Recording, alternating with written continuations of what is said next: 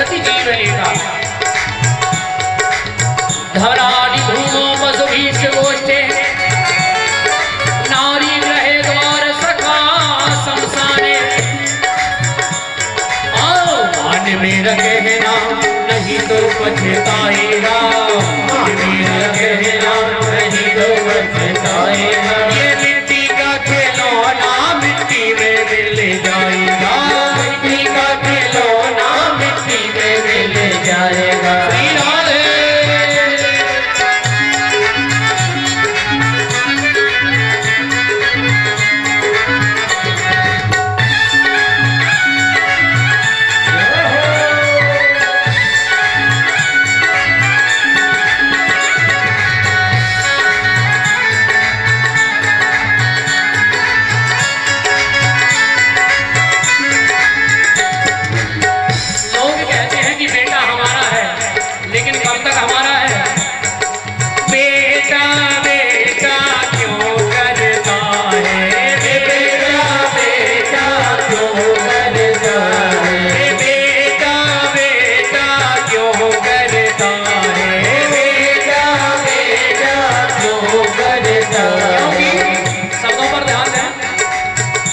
तेरा एक दिन कहा बेटा तेरा एक दिन पड़ोसी बन जाएगा, माटी का खिलौना माटी में मिल जाएगा, माटी का खिलौना माटी में मिल जाएगा।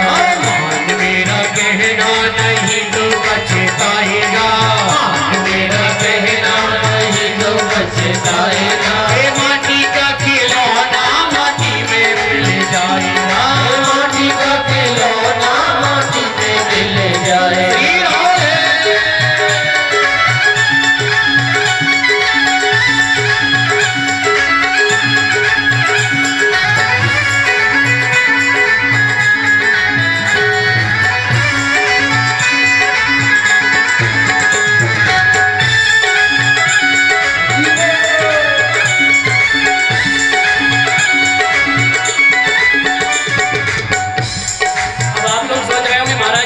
बेटा पड़ोसी बन जाएगा तो बेटी तो साथ देगी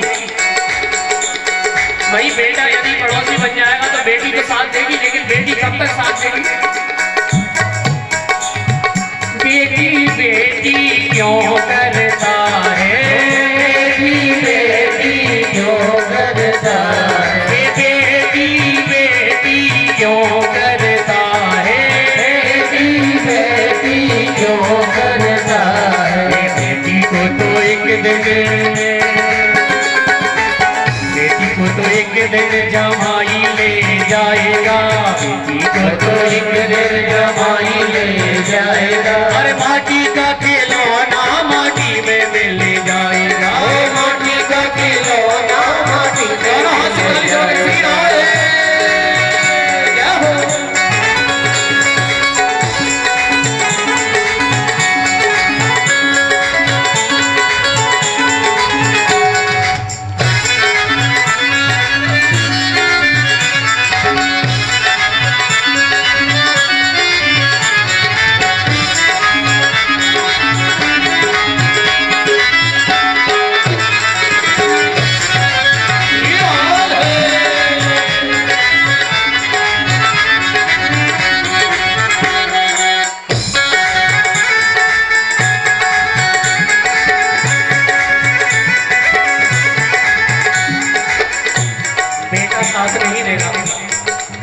बेटी को भी जमाई ले जाएगा तो शायद पड़ोसी साथ दे सकते हैं, लेकिन पड़ोसी कहाँ तक साथ दे सकते हैं?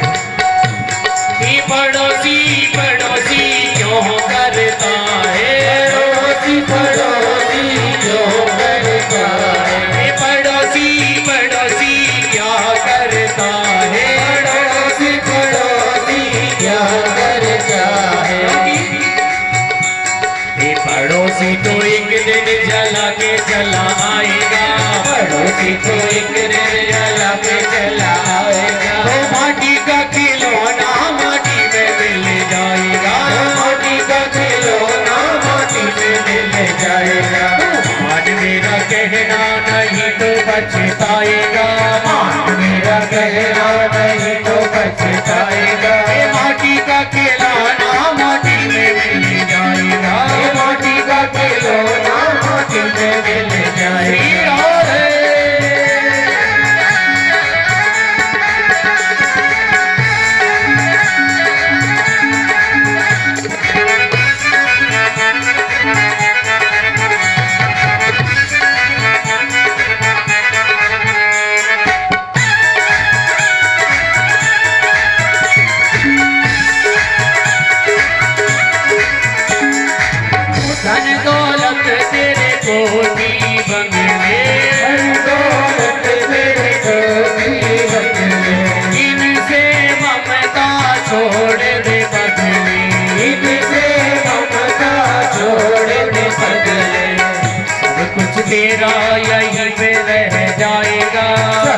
कुछ तेरा यही में रह जाएगा। ये माटी का खिलौना माटी में मिल जाएगा, माटी का खिलौना माटी में मिल जाएगा।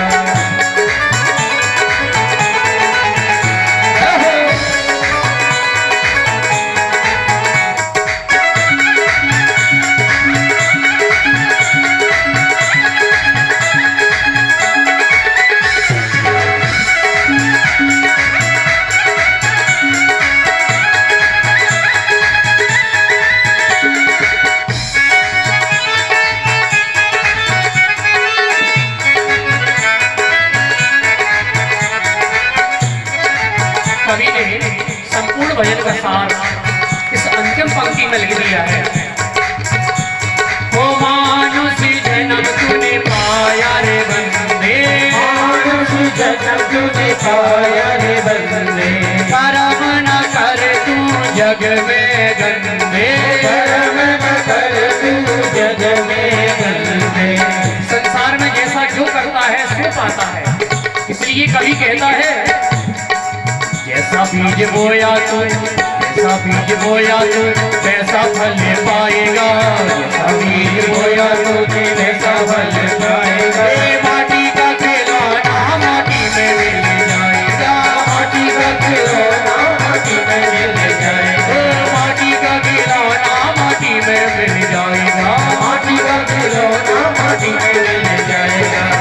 मेरा कहना नहीं तो पछताएगा, मेरा कहना नहीं तो पछताएगा। माटी का खिलौना माटी में मिल जाएगा, माटी का खिलौना माटी में मिल जाएगा, माटी का खिलौना माटी में मिल जाएगा, माटी का खिलौना माटी में मिल जाएगा। माटी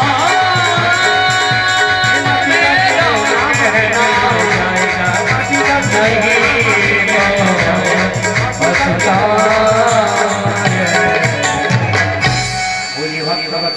भगवान नारायण भगवान की जय। जय जय श्री राम।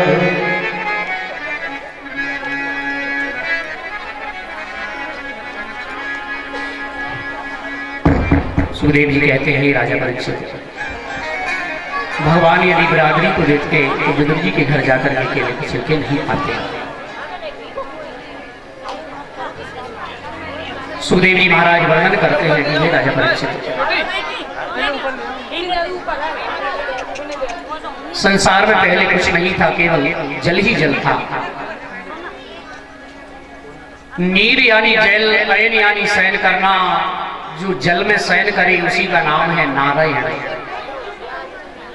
आज भगवान नारायण के मन में भावना जगी कि मैं एक से अनेक हो जाऊं। सुखदेव जी महाराज सृष्टि की रचना का वर्णन परीक्षित को श्रवण कराते हैं। भगवान के मन की भावना, भगवान के नाभि से एक कमल उत्पन्न हुआ, उस कमल में भगवान ब्रह्मा जी का प्रादुर्भाव हुआ। लेकिन ब्रह्मा जी कई वर्षों तक पता ही नहीं चला कि मैं आया कहां से हूं। तब ब्रह्मा जी को दो वर्ण सुनाई दिए, ता और पा। आकाशवाणी हुई, हे ब्रह्मा तुम्हें तब करना होगा, तब पता चलेगा कि तुम कहां से आएगा। ब्रह्मा जी ने कई हजार वर्षों तक तप किया। तप के प्रभाव से भगवान प्रकट हुए। भगवान ने ब्रह्मा जी को आदेश दिया कि जाओ संसार में सृष्टि की रचना करो। ब्रह्मा जी ने सबसे पहले मानसिक सृष्टि उत्पन्न की, मन से पुत्र उत्पन्न किए। तो सबसे पहले सनक सनंदन सनातन सनत कुमार मानस पुत्र हैं ब्रह्मा जी के। संत नारद भी ब्रह्मा जी के मानस पुत्र हैं, लेकिन ये सब व्रत हो गए, विवाह नहीं किया। एक और संत का जन्म हुआ ब्रह्मा जी के मन से, जिनका नाम है करदम। बड़ी ध्यान से सुने माताएं, करदम का अर्थ होता है जिसने इंद्रियों का दमन कर दिया हो, वही करदम है। करदम ऋषि का जन्म हुआ। करदम ऋषि से ब्रह्मा जी ने कहा कि बोले बेटा विवाह कर लो। करदम ऋषि बोले कि विवाह के चक्कर में नहीं पड़ना, हम तो भगवान का भजन करेंगे। इस भाव से तपस्या में बैठे तो कहते हैं 10,000 वर्ष की समाधि लगी लगी। नेत्र खोल करके करदम ऋषि ने 10,000 वर्ष बाद देखा तो लोगों के विवाह हो रहे हैं, शादी विवाह हो रहे हैं, नामकरण हो रहा है, बेटा बेटी हो रहे हैं। संसार इतना बढ़ चुका था। अब करदम ऋषि मन में सोच रहे हैं कि देखो संसार में विवाह हो रहे हैं, ढोल नगाड़े बज रहे हैं, हम बाबा जी यहाँ तपस्या करने बैठे हैं, हमारा भी विवाह हो जाता तो बढ़िया रहता। अब भगवान के भक्त के मन में कोई बात आती है तो भगवान उसको पूरा जरूर करते हैं। भगवान प्रकट हुए, भगवान बोले करदम ऋषि आपको विवाह करवाना है ना। अब तो करदम ऋषि को बड़ी शर्म लगे, भगवान से कैसे कहें कि विवाह के मन में विचार था। बुढ़ापा आ गया, विवाह की इच्छा, शर्म लगी। करदम ऋषि बोले महाराज नहीं नहीं, अब आपकी दर्शन कर ली, अब विवाह की इच्छा ना करना। भगवान बोले कि हम तो तुम्हारी बात पक्की करके आ गए। स्वयंभू मनु महाराज की 3 पुत्रियां हैं, सबसे बड़ी पुत्री देवहूति के साथ तुम्हारा विवाह तय कर दिया है। मना मत कर देना, हमारी बात खराब हो जाएगी। अब करदम ऋषि बोले नहीं नहीं महाराज, विवाह नहीं करवाना है। तो भगवान बोले ऐसा तो नहीं कि मन मन भावे मूड हिला। कई लोगों की भोजन की इच्छा तो रहे, एक तो पूरी और मिल जाती, तो कई तो पंगति में खुद को अगर पूरी चाहिए ना तो कहा भैया पड़ोस वालों को पूरी लाओ, चाहिए तो अपने को डायरेक्ट नहीं कह सकते, नहीं बुरा लगेगा। भगवान बोले तुम्हें विवाह तो करना पड़ेगा। तो अब करदम ऋषि बोले कि महाराज विवाह तो कर लेंगे, लेकिन हमारी एक शर्त है। बोले क्या? तुम्हें मेरे घर बेटा बन करके आना है। भगवान बोले कि मैं भक्त की विवाह करवाना जानता हूं तो बेटा बनना भी जानता हूं, जरूर आऊंगा। तुम विवाह करो। देवहूति के साथ में विवाह हुआ, राजघराने में पली बड़ी हुई। 10 दासियां आगे 10 पीछे चलती हैं और ऐसे बाबा जी के साथ में विवाह हो रहा है करदम ऋषि के साथ, जिनके घर रहने के लिए मकान नहीं है, कुटिया है जंगल में। उस कुटिया में भी 50 बिल नीचे बने हैं, किसी में सांप, किसी में मेंढक, किसी में जीव रहता है। उस कुटिया में ऊपर नजर डाल करके देवहूति ने देखा 50 घोंसले रखे हैं, किसी में तोता, किसी में सुंदर सरस बयार इत्यादि सभी जीव जंतु रहते हैं। देवहूति ने देखा प्रभु आप कहाँ रहते हैं? बोले वो मेरा 1.5 बाई 1.5 का आसन है कोने में। देवी तुमको जैसा लगे सो इस घर को झाड़ू लगाओ, चौका लगाओ, और हम तो भगवान की याद कर लें। माताएं बड़े ध्यान से सुनना इस कथा को, परम पवित्र कथा है। आज ही विवाह हुआ और पति समाधि में बैठे तो कहते हैं पति की 40 वर्षों की समाधि। देवहूति ने मन में विचार किया कि पत्नी को तो पति की सेवा करना ही परम धर्म है। एक ही धर्म, एक व्रत नेमा, काय वचन मन पति पद प्रेम। शास्त्रों में माताओं को कोई भी व्रत नियम नहीं बताया है। पति यदि धर्म कर्म करता है तो आधा अपने आप बैंक बैलेंस हिस्सा पत्नी के खाते में चला जाता है। इसलिए तो माताओं के नाम के आगे लिखा है धर्म पत्नी। धर्म का काम अपने आप सीट बुके, कुछ करने की जरूरत है। लेकिन आप सच बताना, जितनी माताएं व्रत उपवास करें उतने कोई ना करे। और भाद्रपद में तो इतने व्रत आए, तीजा, संतान सप्तमी, ऋषि पंचमी, फिर लंबी लिस्ट। पति के जेब में पैसा हो चाहे ना हो।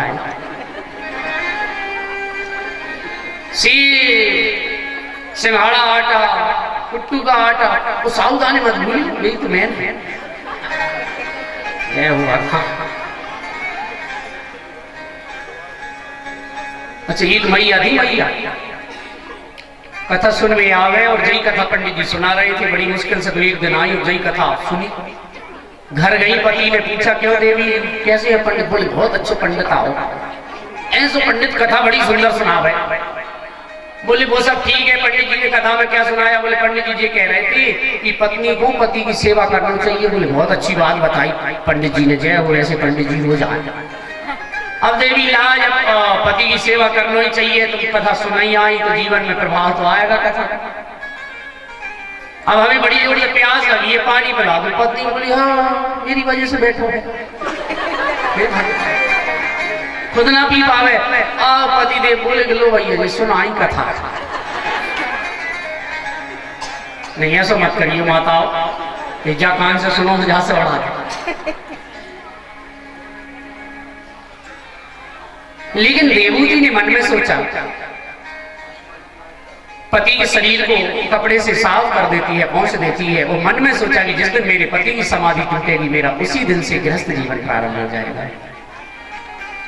कभी पत्ते खा लेती है, कभी फल खा लेती है, कभी जल पी कर रहती है, लेकिन अपने घर पिता के घर नहीं गई। धीरे धीरे 40 वर्ष जब पूरे हुए, नेत्र खोल करके वृद्ध माताओं की तरह शरीर हो गया, केस बाल सफेद हो गए, झुर्रियां शरीर में पड़ गई। 40 वर्ष के बाद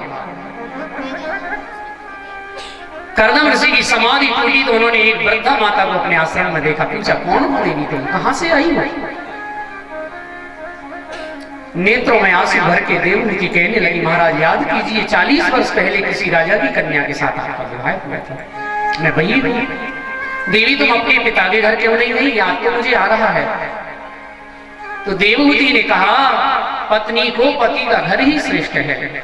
बड़ी प्रसन्न हुई कर्दम ऋषि, देवी तुम सोच रही होगी कि ये कैसे पति के घर हम आई है कि इनके यहाँ कोई सुख नहीं है, मैं तुमसे बड़ा प्रसन्न हूं देवी।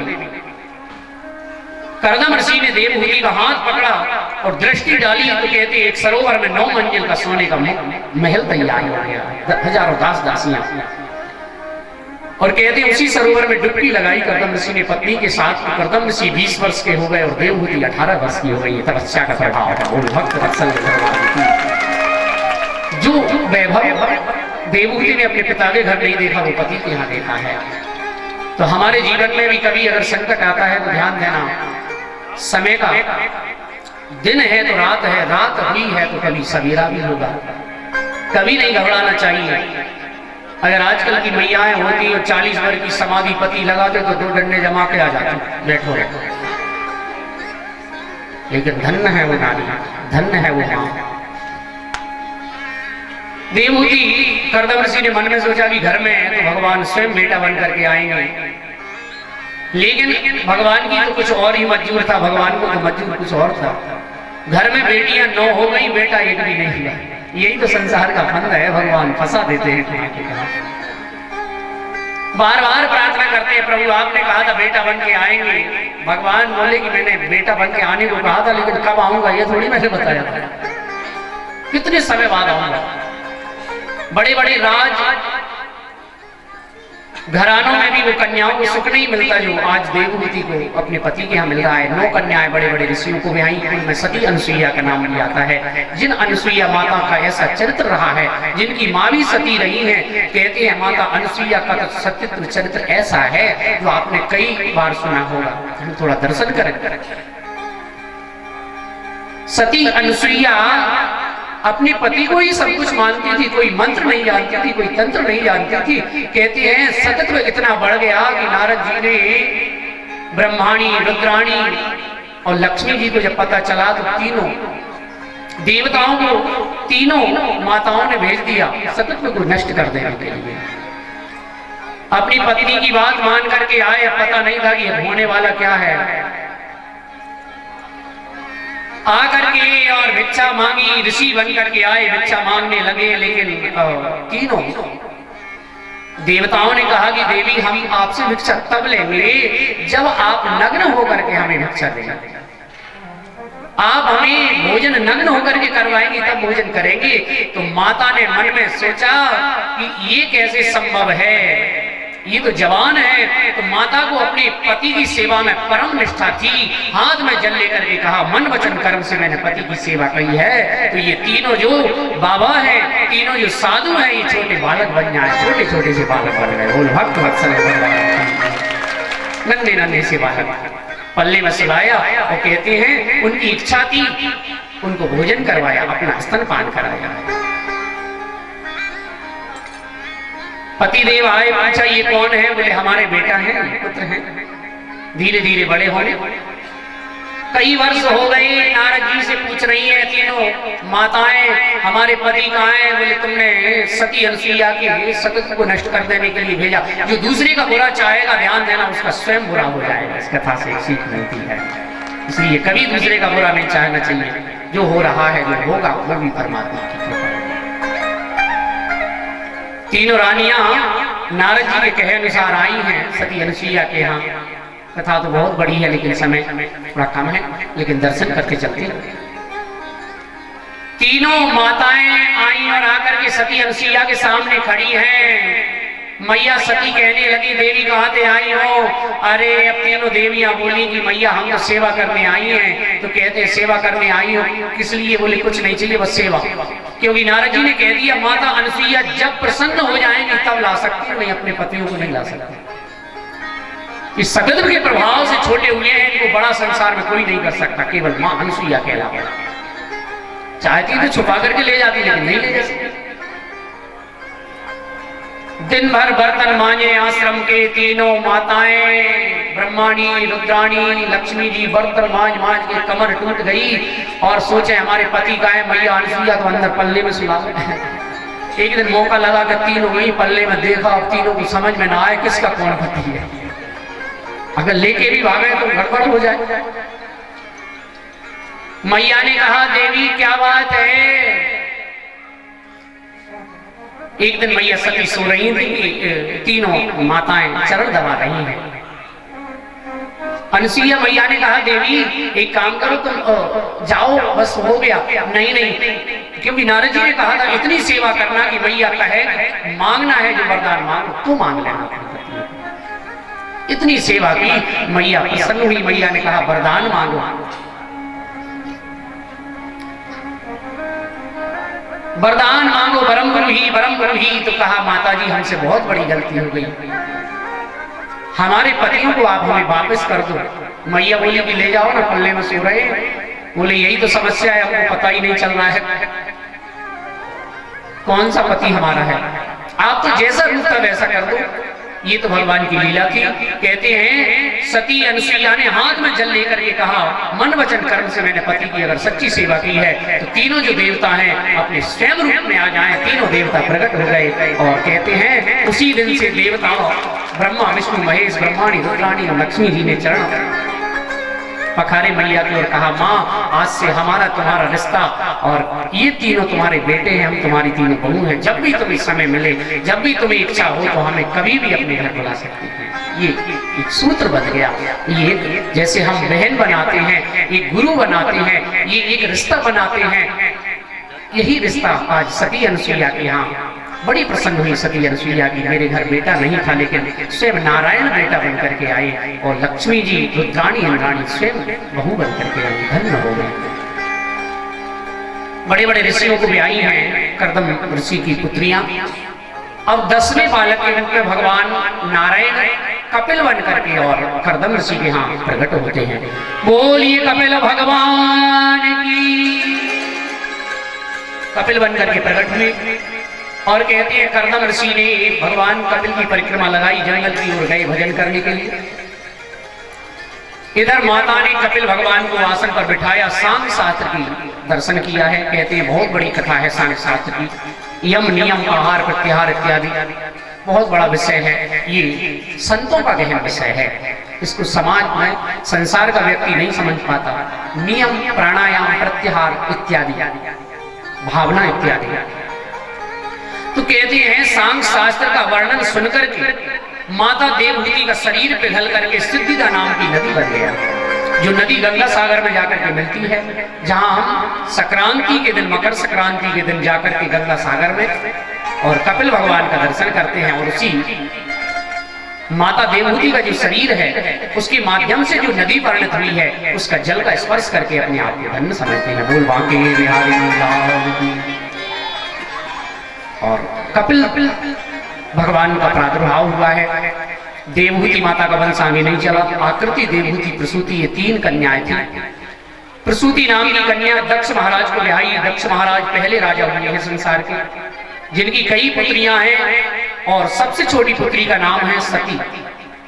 सती ने तपस्या की है, मन ही मन भगवान शंकर को पति रूप में चाहा, लेकिन दक्ष बड़ा अभिमानी था। कौन पिता चाहेगा कि उसका जो दामाद है वो भस्मी लगाए? कौन पिता चाहेगा कि उसका जो दामाद है वो वस्त्र ना पहने, बागंबर लपेटे? हर व्यक्ति चाहता है उसका दामाद बड़ा पैसे वाला हो, लेकिन सती के आगे एक ना चली। सती अनाहूत होने पर भी और कहते हैं विवाह करना पड़ा। सुंदर विवाह हुआ है सती के साथ भोले बाबा का।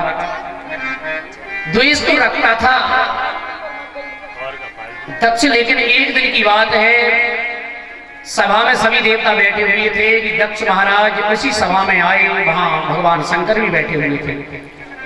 दक्ष को देख करके सभी खड़े हो गए, लेकिन भगवान शंकर खड़े नहीं हुए तो वहां पर श्राप दे दिया। दक्ष ने कहा, ये जीवन भर शमशान में रहने वाला, भस्म लगाने वाला मेरा दामाद मुझे देख करके खड़ा नहीं हुआ, मैं श्राप देता हूं कि कोई भी आज के बाद यज्ञ में से भाग नहीं देगा। यज्ञ होना ही बंद होगा संसार में। तो दक्ष ने सोचा कि सबसे पहला यज्ञ हम ही करेंगे और वहां में अपने दामाद को नहीं बुलाएंगे। इसलिए तो हम चाहे कथा करवाएं, चाहे घर में हवन करवाएं, घर में दामाद बेटी को मानदानों को बुलाना बहुत जरूरी है। बोल भक्त वत्सल भगवान की।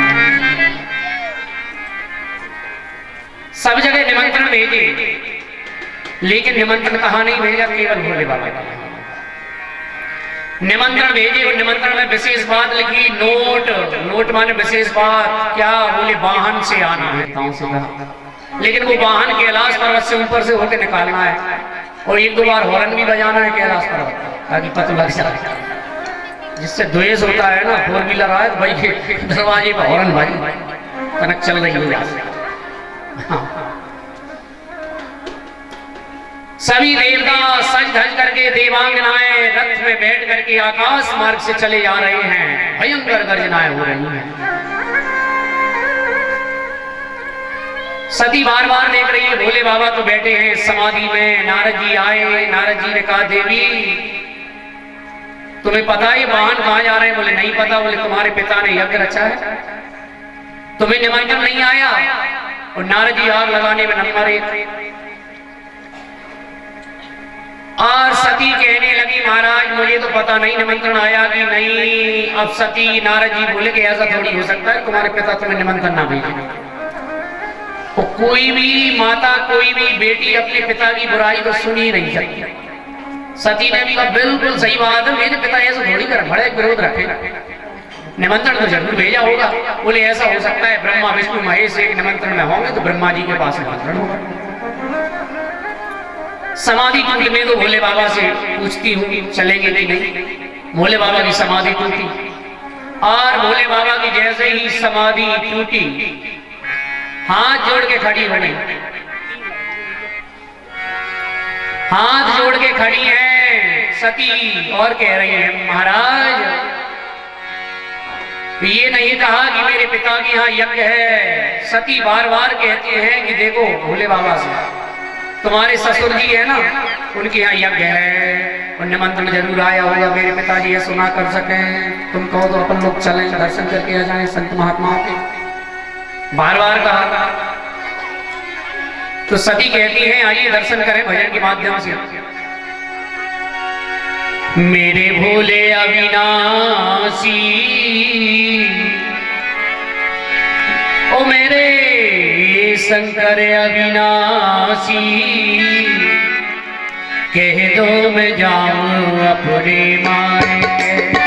रे मेरे भोले अविनाशी, कह दो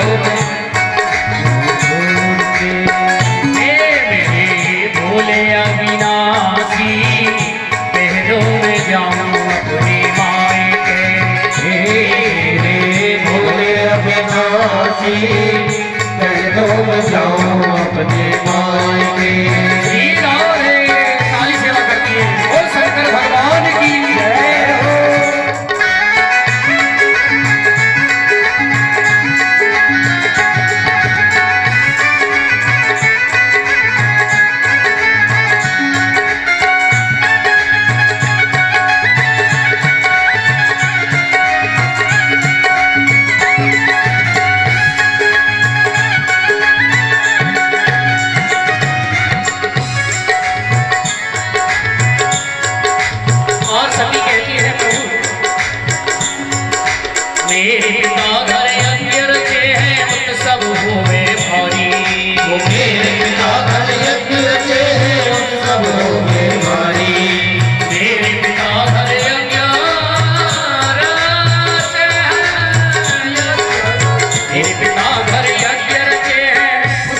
उत्सवों में भारी।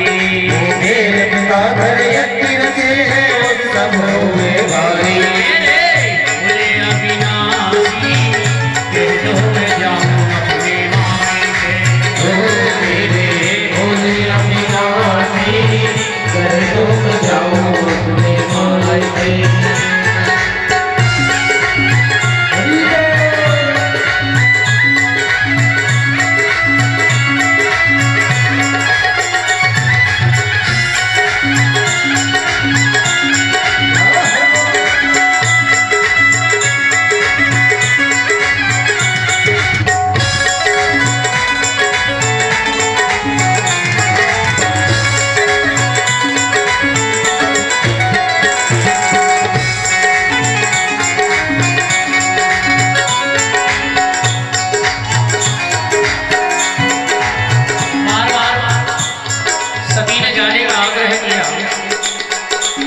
लेकिन भोले बाबा समझाते हैं देवी, यदि बिना बुलाई जाओगी तो बड़ा अपमान होगा और तुम्हारा मैं अपमान सहन नहीं कर सकता।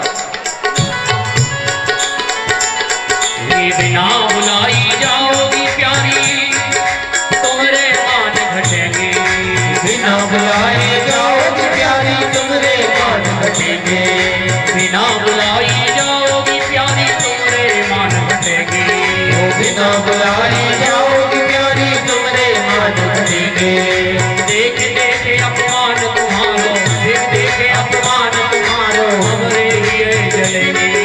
देख देख अपमान तुम्हारो हमरे लिए जलेंगे। बात मानो तुम हमारी, बात मानो तुम हमारी, कह दो मैं जाऊं अपने मायके। ओ मेरे भोले अविनाशी कह दो मैं जाऊं अपने मायके।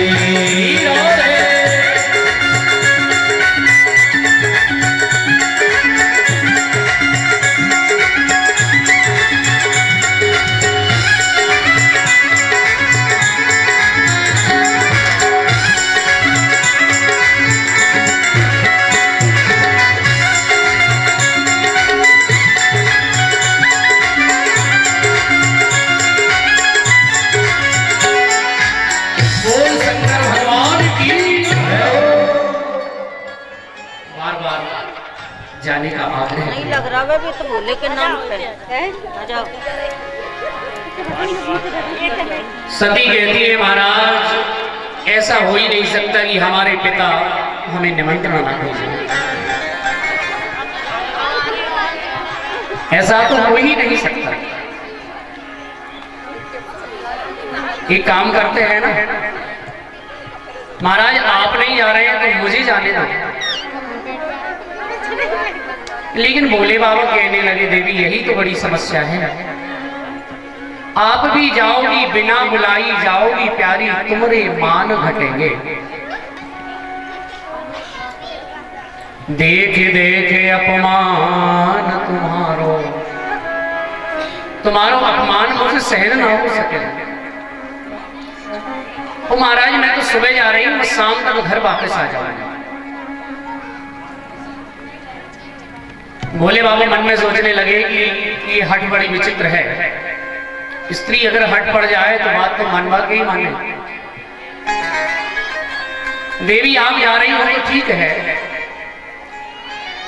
सती कहने लगी महाराज सुबह जाऊंगी शाम तक वापस आ जाऊंगी, एक जोड़ी भी कपड़ा लेके नहीं जा रही हूँ। लेकिन भोले बाबा बोले तुम तो सब लेके जाओ, क्योंकि भोले बाबा को पता था जब जाओगी तो अब वापस आने वाली नहीं। वो कपड़े देख करके मुझे याद आएगी, इसलिए सब ले जाओ। एक बात और है, माताएं जब अपने माए के जावे ना, भले ये घंटे जावे हमको बैग उठा के देखिए, ऐसा लगा 4-5 किलो पत्थर रखे। अच्छा इतनी साड़ी पहनी थी थोड़ी बताने ले जाती है। ये 10,000 वाली सासू माँ ने भाई, ये 200 वाली जी मत देखो जी। श्रृंगी भृंगी को साथ में भेजा है जाकर के, और वहां जब पहुंचे हैं तो देखा तो बिना बुलाए कहीं कोई जाए तो ध्यान देना, बड़ा अपमान सहन करना पड़ता है। बहनें हंस रही हैं, खिलखिला के देखो जिन्हें निमंत्रण नहीं है, बिना बुलाई चली आई। क्या मुंह लेकर के आई है? सभी नगरवासी हंस रहे हैं सती को देख करके, लेकिन माँ के पास जब सती पहुंची, माँ ने अपने हृदय से लगा लिया बेटी को। माँ ने कहा, बेटी तुमने ये बहुत बड़ी गलती कर दी कि तुम अपने पति की बात नहीं मानी। तुम्हारे पिता तुम्हारे पति से द्वेष रखते हैं, तुम्हें निमंत्रण नहीं भेजा। सादर भले मिली माता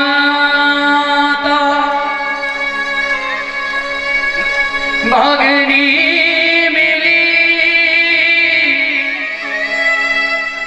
बहुत मुस्काता। यज्ञ में जाकर के देखा भोले बाबा का कोई स्थान नहीं है। मेरी मां नेत्रों से आंसू झरने लगे। सती का स्वयं के पिता यज्ञ में आहुति दे रही है, बड़ी बड़ी आंखें निकाल कर देख रहे हैं, किसने बुलाया इसको? सती को बड़ा दुख हुआ और सती ने सभासदों से कहा, मुझे अब दोष मत देना, जहां मेरे पति का अपमान हुआ है, इस शरीर ने अपना अपमान देख लिया है, मेरे पति का इस शरीर में वापस लेकर के नहीं जाऊंगा, मुझे दोष मत देना। कहते हैं योग अग्नि में शरीर को जलाया, यज्ञ जब विध्वंस होने लगा, शरीर जब भस्म होने लगा, श्रृंगी भृंगी ने जाकर के भोले बाबा को सूचना दी। भोले बाबा ने सिर से जटा उखाड़ कर पृथ्वी पर पटकी, वीरभद्र नाम का गण उत्पन्न हुआ, त्रिशूल लेकर के दौड़ा, संपूर्ण यज्ञ को विध्वंस कर दिया, पूषा के दांत उखाड़ दिए और जाकर के दक्ष का सिर धड़ से अलग कर हाहाकार मच गई। तो यज्ञ जब पूरा नहीं होता है तो त्रिलोकी भस्म होने वाली होती है। भोले बाबा ने सती का शरीर हाथ में रख के और संसार में, आकाश मंडल में संसार का भ्रमण किया। जो अंग माता के जहां गिरे हैं वहां एक एक योगिनी पीठ बन गई। वैष्णो देवी में माता जी का वक्षस्थल गिरा है, वक्षस्थल का दर्शन हम लोग करते हैं। नैना देवी में नयन गिरे, ज्वाला देवी में ज्वालाएं गिरी। इससे एक एक देवी शक्ति पीठ हमारे भारत में हो गई है। बोलिए दुर्गा महारानी की जय। उन सभी शक्ति पीठों को हम हाथ जोड़ करके प्रणाम करते हैं। ऐसी महान शक्ति पीठ हमारे भारत देश में। हाहाकार मच गई, भोले बाबा का क्रोध शांत नहीं हुआ। सभी देवताओं ने सुंदर स्तुति की है भोले बाबा की, और भोले बाबा का नाम है आशुतोष, भगवान जल्दी प्रसन्न हो जाते हैं। सभी स्तुति कर रहे हैं, आइए हम और आप भी स्तुति करें भोले बाबा की।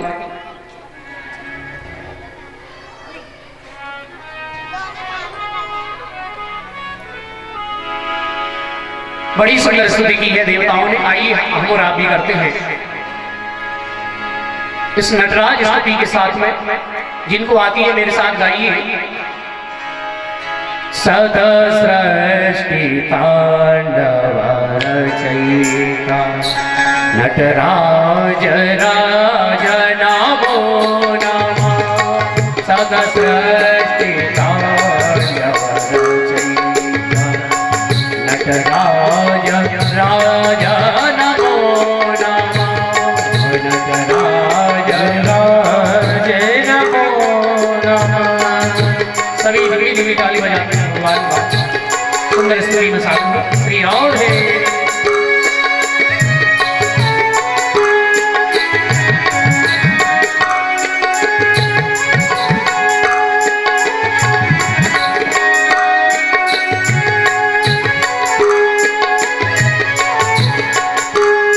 सभी देवता बार बार भगवान से स्तुति करते हैं, हे नटराज, हे देवों के देव महादेव, रक्षा करो। अगर ये यज्ञ पूरा नहीं हुआ तो संसार नष्ट हो जाएगा, इसलिए प्रभु रक्षा करो। ताई मां राज मां। हे आद्य गुरु शंकर पिता, हे आद्य गुरु शंकर पिता, हे आद्य गुरु शंकर पिता, गुरु शंकर पिता नटराज राज नमो नमः। हे नटराज राज नमो नमः। सदा सृष्टि तांडव रचयिता, सदा सृष्टि तांडव रचयिता। नटराज राज नमो नमः। नटराज राज नमो नमः। श्री राधे।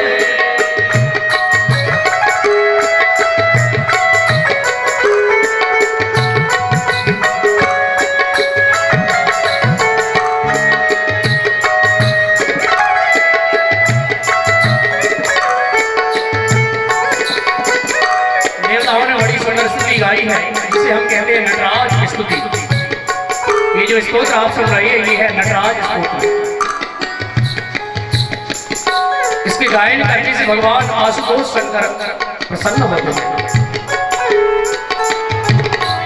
गंभीर नाद मृदंग नाद, गंभीर नाद मृदंग नाद, धबके उरे ब्रह्मांड नाद, धबके उरे ब्रह्मांड नाद। नित होत नाद प्रचंड नाद, नित होत नाद प्रचंड नाद।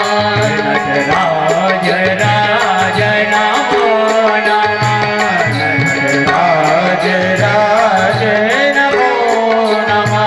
सदा सृष्टि तांडव रचयिता, सदा सृष्टि तांडव रचयिता। नटराज राज नमो नमः। नटराज राज नमो नमः। बोलिए नटराज भगवान की जय।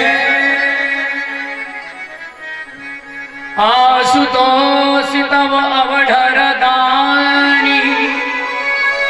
आशुतोष भगवान प्रसन्न हो गए। जो दक्ष यजमान का सिर दक्ष का कट गया था ना, भगवान ने बकरे का सिर लगाया। बकरे का क्यों लगाया? क्योंकि दक्ष का अहंकारी दक्ष को लगता था कि संसार में मैं हूं, उससे बड़ा कोई नहीं है। और जो मैं कहेगा, अहम यानी मैं, ध्यान देना।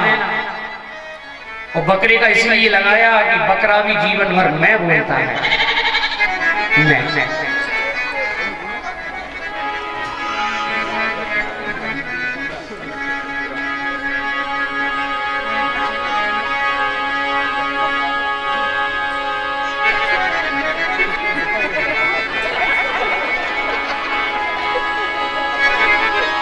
अहंकार का स्वरूप पूर्णाहुति दी गई है यज्ञ में। भगवान यज्ञ देव प्रकट हुए। बोली यज्ञ नारायण भगवान की। सारे संसार में शांति का वातावरण हुआ है। आगे चल करके सती ने जब दूसरा जन्म लिया है तो कहते हैं राजा हिमाचल के यहाँ पुत्री बन करके आई। नाम हुआ पार्वती। क्या नाम पड़ा? पार्वती।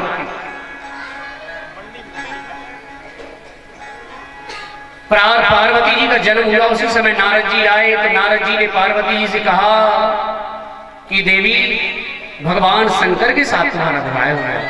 मन ही मन शंकर को पति रूप में चाहा, तपस्या की है, कई वर्षों तक तपस्या की। पुराने जमाने में नियम था कि नाई ब्राह्मण को ही शादी के लिए लड़का देखने भेज देते थे। राजा हिमाचल ने भी भेजा। नाई ब्राह्मण दोनों गए और जाकर के कहते हैं सबसे पहले विष्णु लोक में गए। नाई बोला महाराज मिल गया दूल्हा, इससे अच्छा दूल्हा ही नहीं मिलता हमारी पार्वती जी के लिए। इसमें क्या खासियत है? पंडित जी ने पूछा। बोले इसमें खासियत एक ही है कि डबल बेड देने की जरूरत नहीं। शेषनाग की सैया सो रहे, पहले से ही घर में बेड है। और दूसरी खासियत, बोले हमारी पार्वती जी को सेवा नहीं करनी पड़ेगी, पहले से नौकरानी बैठी है। पंडित जी बोला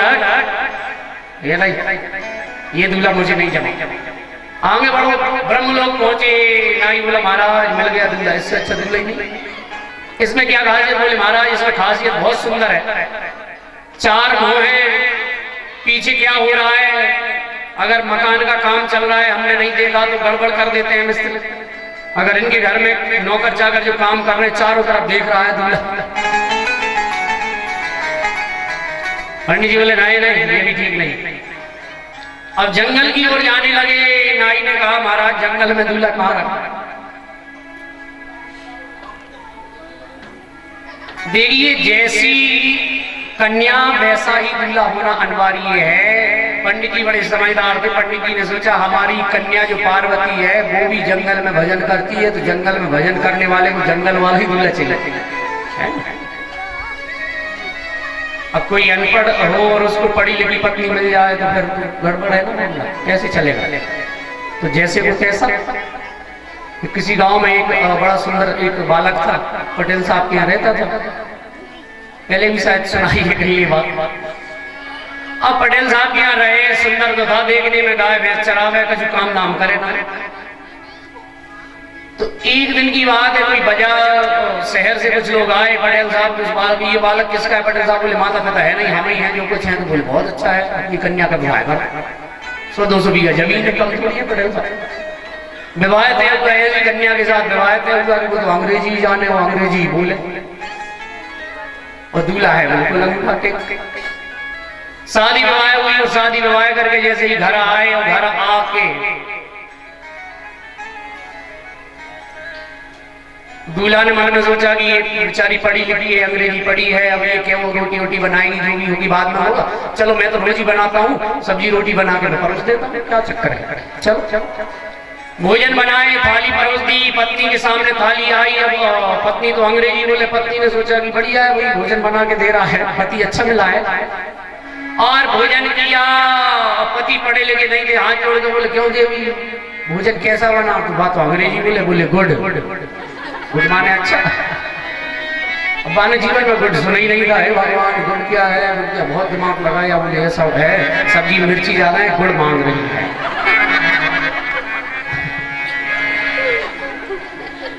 सेठ जी के पास दौड़ के गया, महाराज गुड़ तो गुड़ लेके आए, बड़ा सा ढेला रख दिया। पत्नी ने सोचा क्या चक्कर है? पत्नी ने फिर अंग्रेजी बोली व्हाट इज दिस, क्या है? और जाने व्हाट इज दिस भी जीवन में पहली बार ही सुना। गाय भैंस चरा रहे व्हाट इज दिस का जाने। बहुत दिमाग लगाया, क्योंकि जो व्यक्ति पढ़ा लिखा नहीं है वो भी बहुत दिमाग लगाता है। बहुत लगाया दिमाग, सोचा भाट इज दिस, इसका मतलब भाट माने पत्थर, पत्थर मांग रही फोड़ने के लिए लागे रख दिया। कहने का भाव यही है, विवाह हो लेकिन समानता में हो। कैलाश पर्वत पर जाकर के मिले, ये बड़ा सुंदर दूल्हा है।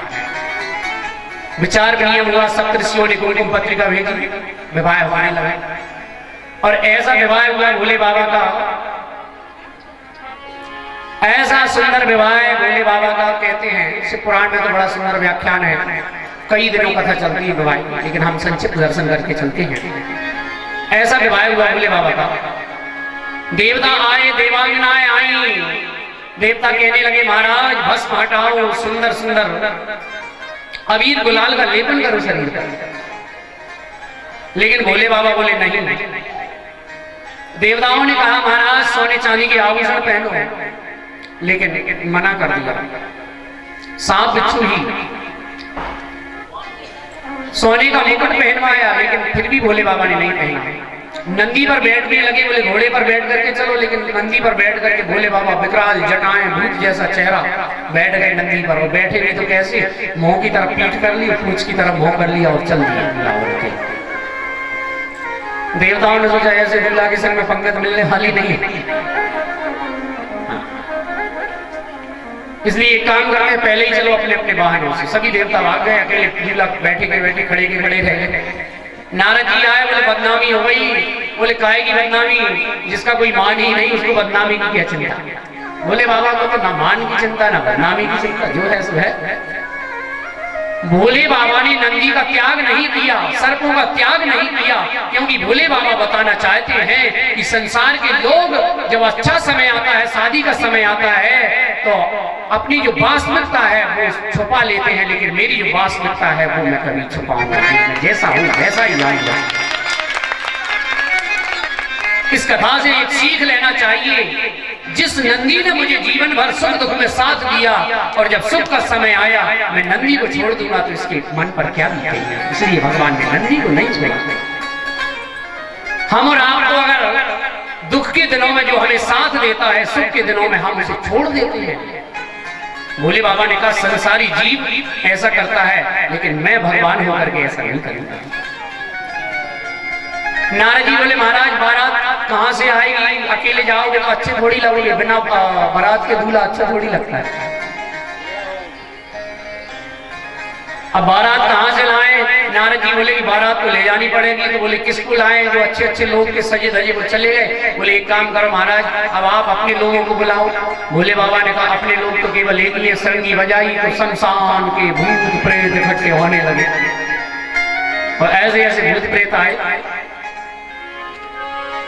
किसी का पेट बड़ा मटका सा, किसी के दांत हजार, किसी के पेट ही पेट, किसी के दांत ही दांत, किसी के मुंह ही मुंह, किसी के हाथ ही हाथ, किसी के धड़ ही धड़ चले जा रहे हैं। जय शिव शंकर, जय भोले बाबा करते हुए चले जा रहे हैं। जहां देखो वहां धूल सी उड़ रही है। और जब बारात जाने लगी, पुराने जमाने में बारात गांव में आती थी, शहर में आती थी, तो छोटे छोटे बाल गोपाल दूल्हा देखने के लिए जाते थे। अब कोई किसी को दूल्हा उल्हा नहीं देखता, अब तो पंगत खाई हो चलो जीवा और चल दिया। छोटे छोटे बाल गोपाल गए, देखेंगे दूल्हा, देखेंगे दूल्हा, देखेंगे, चलो चलो दौड़ लगाई। सबसे पहले भगवान विष्णु जा रहे थे। बच्चों ने ताली बजाई, आ गए दूल्हा, आ गए। इससे अच्छा दूल्हा ही नहीं, आप दूल्हा है ना। भगवान विष्णु बोले हम दूल्हा थोड़ी है, तो हम तो दूल्हा के मित्र हैं। बोले धन्य है दूल्हा का मित्र, इतना सुंदर तो दूल्हा कितना सुंदर होगा। चलो बढ़ो, मित्रों की कोई जरूरत नहीं, आगे बढ़ो। दूसरे नंबर पर ब्रह्मा जी, बड़ी दाढ़ी विकराल। एक बालक बोले मुझे तो ऐसा लगे जो दूल्हा को बब्बा है। बब्बा है ना? बोले हाँ बब्बन का कोई काम है, चलो बढ़ो आगे। दादाजियों का कोई काम नहीं।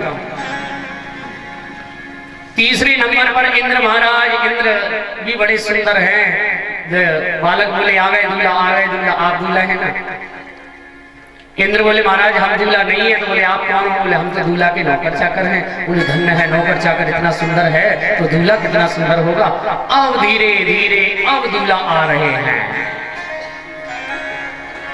80 बरस के बूढ़े शिव हैं, दाढ़ी लच्छेदार, पार्वती जी को ब्याहन चले त्रिपुरा।